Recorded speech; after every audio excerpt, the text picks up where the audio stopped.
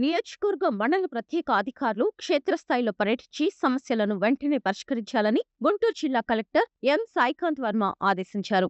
అధికారులతో నిర్వహించిన video conference లో పలు కీలక సూచనలు చేశారు. గుంటూరు జిల్లా కలెక్టర్ సాయికాంత్ వర్మ సోమవారం నియోజకవర్గ మండల ప్రత్యేక అధికారులతో వీడియో కాన్ఫరెన్స్ నిర్వహించారు. ఈ సందర్భంగా కలెక్టర్ మాట్లాడుతూ ప్రతి గురువారం, శుక్రవారం, శనివారం 3 రోజుల పాటు ప్రత్యేక అధికారులు క్షేత్రస్థాయిలో పర్యటించి ప్రజా సమస్యలను తెలుసుకుని వెంటనే పరిష్కరించాలని ఆదేశించారు. ప్రతి గురువారం ఉదయం మండల స్థాయిలో సమన్వయ సమావేశాలు నిర్వహించి పరిస్థితులను సమీక్షించాలని సూచించారు. ప్రభుత్వం అత్యంత ప్రాధాన్యతతో అమలు చేస్తున్న జలధార జలహారతి కార్యక్రమం, 10వ తరగతి తప్పిన విద్యార్థులకు శిక్షణ కార్యక్రమాలు, ప్రభుత్వ పాఠశాలల్లో విద్యార్థుల చేర్పు, కీ పెర్ఫార్మెన్స్ ఇండికేటర్స్, హెచ్జిఎస్వై నిర్వహణ, ఆసుపత్రుల సేవలపై ప్రత్యేక దృష్టి సారించాలని ఆదేశించారు. అలాగే జనగణన కార్యక్రమాన్ని వేగవంతం చేయాలని కలెక్టర్ స్పష్టం చేశారు. లక్ష్యాలకు వెనుకబడిన పొన్నూరు, తెనాలి పురపాలక సంఘాలు, తుళ్లూరు తదితర ప్రాంతాల్లో పనులు త్వరితగతిన పూర్తి చేయాలని సూచించారు. జనగణనలో నిర్లక్ష్యం వహించే అధికారులపై సస్పెన్షన్ చర్యలు తీసుకుంటామని హెచ్చరించారు.